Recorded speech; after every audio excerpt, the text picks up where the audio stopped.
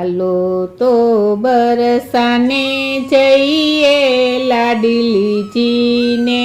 સાથે લઈએ, જઈને વાલાજીને કહીએ રે, રસિક પ્યારા સર્વે